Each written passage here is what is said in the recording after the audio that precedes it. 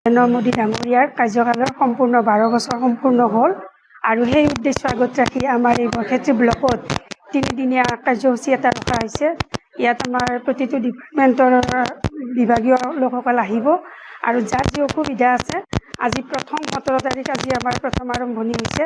ইয়াত আজি আমাৰ উপস্থিত আছিল আমাৰ agriculture department, PM Kisan, PMJJBY এইবিলাকৰ উদ্দেশ্য আগত ৰাখি কেম্পটো ৰাখিছে আৰু আমাৰ আত্মসহায়ক গোটৰ বাইদেউসকলে ইয়াত মেলা পাতিছে আৰু হেল্থ ডিপাৰ্টমেণ্ট আছে, মীন বিভাগ আছে আৰু অৰুণোদয় 3 যাৰ যি অসুবিধা আছে সেইবিলাকৰ শুধৰণি কৰাৰ কাৰণে সুবিধা এটা ৰখা হৈছে।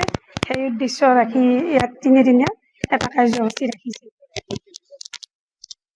মই ভাবোঁ ইয়াৰ পৰা ৰাইজ বহুত উপকৃত হ'ব, কাৰণ কেতিয়াবা এনেকুৱা হয় ধৰক যিজন মানুহক লগ কৰিব যায় সময়মতে লগ নাপায়, কিছুমান কথা ক'বলগীয়া থাকিলে ক'ব নোৱাৰে, যিখিনি সুবিধাৰ পৰা বঞ্চিত হৈ আছে।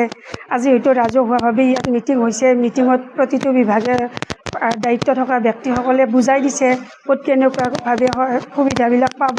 তো সেইমতে বাইদেউসকলে আগবাঢ়িব পাৰিব বা দাদাসকলৰ যিটো আমাৰ PM কিষাণৰ অসুবিধা হৈ আছে সেইখিনি কিয় ক'ত কেনেকুৱা অসুবিধা হৈ আছে, কেতিয়াবা এগ্ৰিকালচাৰত যায় হয়তো এইখিনি বুজিয়ে নাপায় বা বুজাই দিয়াত অসুবিধা হয়। আজি হয়তো তাৰ বিভাগীয় মানুহ আহিয়ে সুন্দৰকৈ মিটিঙত বুজাই দিছে আৰু ডকুমেণ্টছবিলাকো লগত ৰাখিছে ইয়াত জমা। মই ভাবোঁ ৰাইজ উপকৃত হ'ব।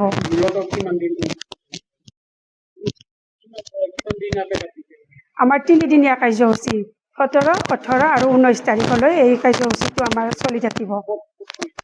আমাৰ বৰক্ষেত্ৰী ব্লকত এই অনুষ্ঠানটো কৰা হৈছে।